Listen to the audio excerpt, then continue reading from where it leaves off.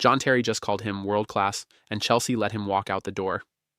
Let that sink in for a second. John Terry, the man who gave his whole life to Chelsea Football Club, the defender who bled blue, who lifted trophies, who represented everything the club stands for, just sat on his TikTok page and told the world that Michael Olise is world class. The same Michael Olise that Chelsea had a chance to sign twice, and both times they let him go. That right there tells you a lot about where Chelsea are right now as a football club, and honestly, it raises a question that every Chelsea fan should be sitting with today. How did it come to this? This week has been one of the most eventful weeks for Chelsea in recent memory. There is good news, bad news, and news that just leaves you shaking your head. So let us break it all down, because there is a lot to talk about. John Terry drops the bombshell that started everything. Let us start where the conversation needs to start. John Terry was doing one of those casual TikTok rating sessions where fans ask him to judge whether certain players are world class or not.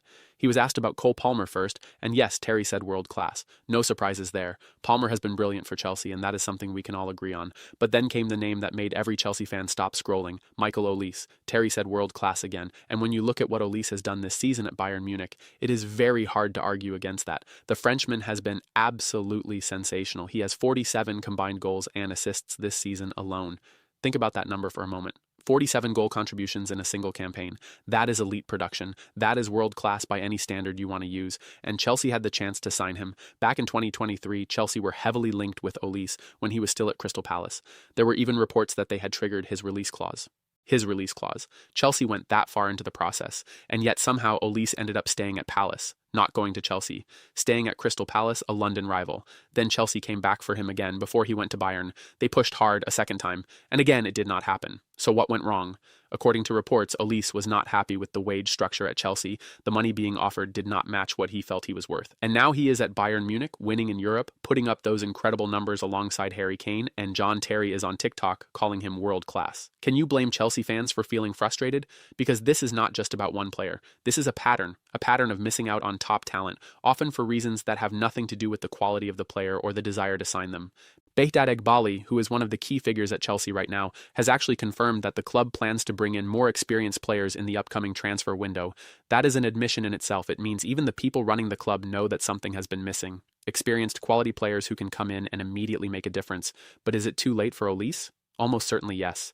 He is at one of the biggest clubs in Europe, performing at the highest level in the Champions League.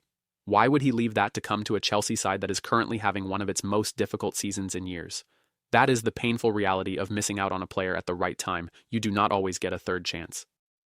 The Caicedo news that Chelsea desperately needed. Now let us talk about something positive, because Chelsea fans need it right now. Moises Caicedo is staying at Chelsea. Not just staying, signing a new contract that will run until June 2033. 7 more years. 7. That is not just a new deal. That is a statement of intent from both the player and the club. Transfer expert Fabrizio Romano broke this news and explained exactly what it means. He said that an agreement has been done between Chelsea and Caicedo and his new agency for a new contract very soon. Everything is agreed. The deal will add 2 more years on top of what Caicedo already had remaining, taking him all the way to 2033 with a pay rise included. Romano did not hold back when describing what this means for Chelsea. He called it a strong message from Blueco at a moment when the club really needed one, and he is absolutely right.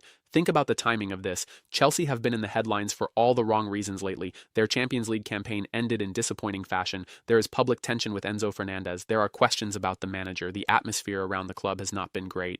And then right in the middle of all that, they locked down one of the best defensive midfielders in the world for 7 more years. That matters. That sends a message not just to fans, but to other players, to other clubs, and to anyone who might have been wondering whether Chelsea's project is heading in the right direction. Caicedo himself had approaches from some very important clubs, according to Romano. He had options. He could have listened to other offers. He chose to stay. He chose to commit to Chelsea for the long term, and that is not something you can take for granted when you are a player of his quality. What makes Caicedo so important to Chelsea? Well, if you watch him play, you understand immediately. He covers ground like few players in the Premier League. He reads the game brilliantly. He breaks up attacks. He wins the ball back, and he does it all with a composure that most midfielders his age do not have. When Chelsea signed him for around £115 million, there were questions about whether any defensive midfielder was worth that kind of money. He has been answering those questions ever since. For Liam Rosenior and whoever comes after him, having Caicedo locked in is a foundation to build on. You can plan around a player like that. You can bring in other players knowing he is going to be the engine in that midfield. That is genuinely good news for Chelsea. Romano also pointed out that Chelsea made it clear Caicedo will be a crucial part of their plans as they look to add more experienced players to the squad. So this is not just about keeping him. It is about building around him. The question now becomes, who else will they build around him with? The Enzo Fernandez situation is getting worse, and this is where things get complicated. While Chelsea are celebrating the Caicedo news, there is a situation with another midfielder that is heading in a completely different direction. Enzo Fernandez, the World Cup winner Chelsea signed for around £107 million, looks like he could be on his way out of Stamford Bridge this summer. The reports coming out right now paint a picture of a player who is unhappy and a club that is starting to accept that an exit might be the best outcome for everyone. According to Caught Offside, Chelsea are ready to sell Fernandez. Real Madrid are heavily linked with a move for the Argentine. And while no direct talks have happened yet, it is being reported that Fernandez has heard about Madrid's interest and is keen to explore it. A source was quoted as saying that Chelsea would rather not sell, but they are at the stage now where they will have to accept big offers because it is just not worth keeping an unhappy player. That is a brutal sentence to read as a Chelsea fan. A player they spent £107 million on, a World Cup winner, a player who was supposed to be a cornerstone of their rebuild, and now they are talking about not wanting to keep him because he is unhappy. How did things get to this point? Fernandez has hardly hidden his frustration at Chelsea over the past few months. The tension between him and the club became public enough that manager Liam Rosenior actually banned him from playing after he spoke out against the club. That is an extreme measure. That is a manager saying to one of his most expensive players, "You will not play for this team right now because of your behavior." You do not get to that point overnight. That is a relationship that has been breaking down for a while, and now Real Madrid are circling.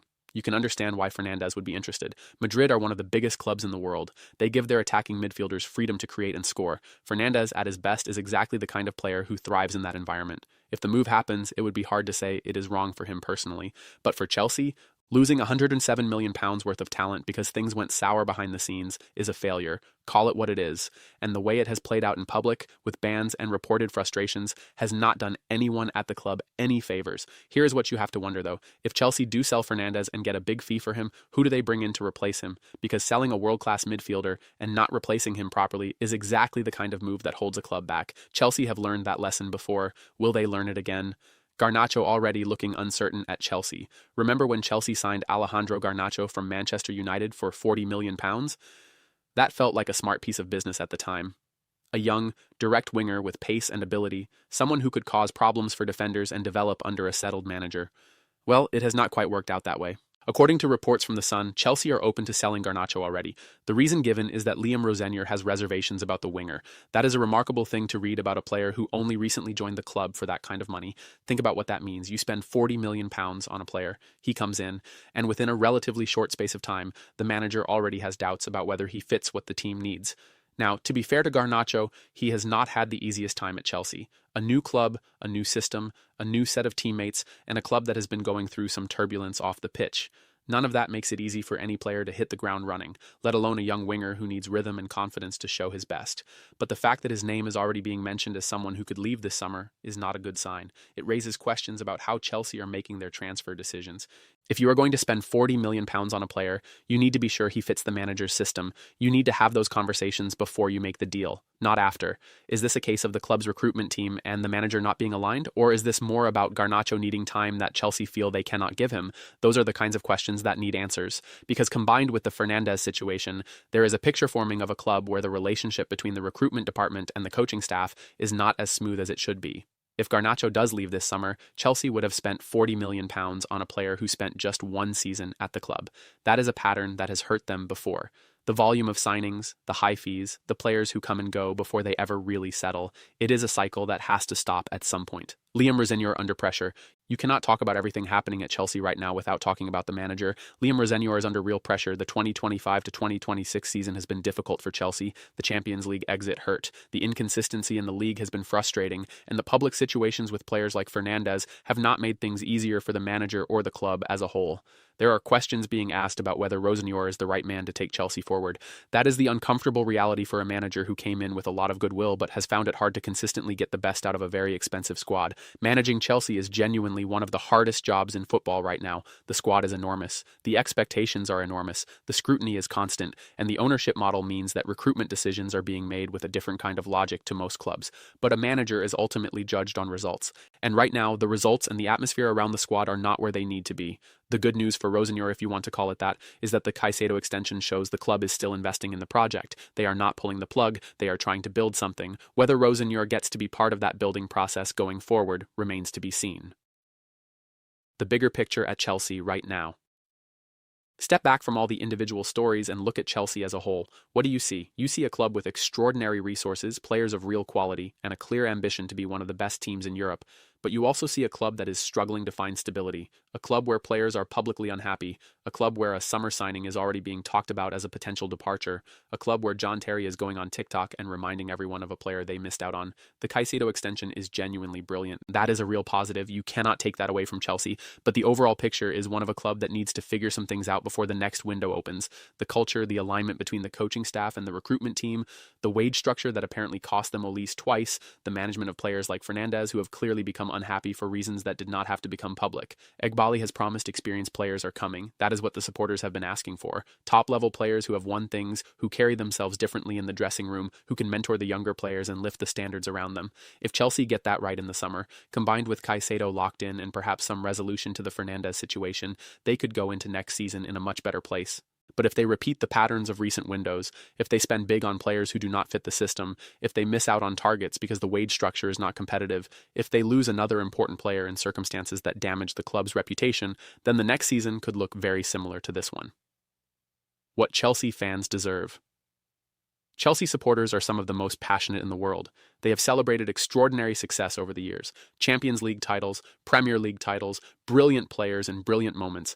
They deserve better than what this season has given them. They deserve a club where players want to be there, where the manager feels supported, where the recruitment makes sense, where the wage structure is competitive enough to attract the players that the club has been chasing. The Caicedo extension proves it can happen. When Chelsea decides someone is worth keeping and worth investing in, they can make it work. The question is why that same energy and decisiveness does not seem to apply to every situation at the club. What would it take for Chelsea to genuinely get back to being a side that challenges for the biggest trophies? What needs to change? And is the current ownership structure capable of providing the kind of stability that a top club needs? Those are questions that supporters will be debating all summer. And the answers when they come through transfers and managerial decisions and results on the pitch will tell us a lot about what Chelsea Football Club really looks like in the years ahead. The Olise lesson that Chelsea cannot afford to ignore. Let us come back to where we started because this is important. John Terry calling Olise world-class is not just a fun social media moment. It is a reminder that the players you miss out on do not disappear. They go somewhere else and they prove you wrong. They put up 47 goal contributions in a season. They play in Champions League knockout rounds against Real Madrid and they shine. And the people who love your club, legends like John Terry, end up acknowledging it on TikTok. Chelsea missed Olise because of a wage structure issue. That is reportedly the reason he chose not to join. Think about the scale of money Chelsea have spent on transfers over the past few years, the hundreds of millions on Caicedo, on Fernandes, on Garnacho, and many others. And somewhere in all of that spending, the numbers they were willing to offer Olise in wages were not enough. That has to be examined, not just as a one-off mistake, but as part of how Chelsea approached the market, because the wages on offer affect which players choose to come and which players choose to go elsewhere. Olise is now beyond reach. He has gone from Crystal Palace to Bayern Munich, and he is not coming back down. But there will be other Olises, other players on the edge of something special, players who need the right environment and the right contract to take that next step. And if Chelsea are not able to offer that, they will keep missing out. The lesson from the Olise situation is simple. When you have a chance to sign a generational talent, you have to make it work. You find the money, you sort the structure, you do not let him walk to a London rival because of a wages disagreement, and you certainly do not let him do it twice. Final thoughts. So where does all of this leave Chelsea heading into the summer? With Caicedo locked in until 2033, that is one pillar in place, a very important one. With Fernandes likely heading out the door, there is a £107 million hole in the midfield that needs to be filled wisely. With Garnacho uncertain, there are questions about the wide areas and about how aligned the manager and the recruitment team really are. With the Olise situation serving as a permanent reminder of what happens when you miss out on a world-class talent at the right moment, and with the promise of experienced signings to come, there is at least something to look forward to. Chelsea are not a club in crisis. They have the resources, they have some outstanding individual players, and they have a fan base that is desperate to see them succeed, but they are a club at a crossroads. And the decisions made this summer will go a long way to determining which road they take. Will they sort the wage structure that apparently cost them Olise? Will they replace Fernandes with someone of equal or greater quality? Will they find a way to build that settled, experienced squad that Eghbali has been talking about? Will they give Rosenior the backing he needs? Or will there be another managerial change? These are all real questions. And for Chelsea fans who live and breathe this club, the wait for the answers is going to be a long one. But one thing is certain, the Caicedo news shows that when Chelsea get it right, they really get it right. The challenge now is getting everything else right too, because John Terry is out there calling other clubs' players world-class, and deep down, every Chelsea fan knows exactly what that means. It means there is work to do.